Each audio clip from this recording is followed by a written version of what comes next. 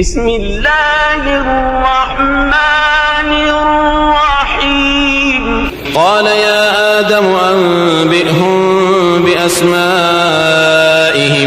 فلما أنبأهم بأسمائهم قال ألم أقل لكم إني أعلم غيب السماوات والأرض وأعلم ما تبدون وما كنتم تكتمون.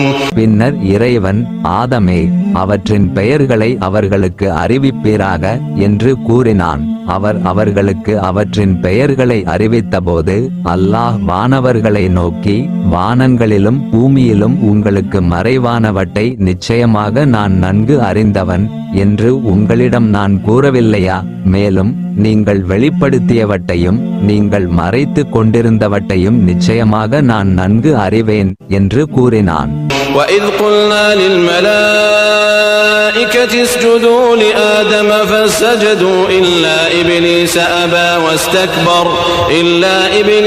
أَبَى وَاسْتَكْبَرَ وَكَانَ مِنَ الْكَافِرِينَ.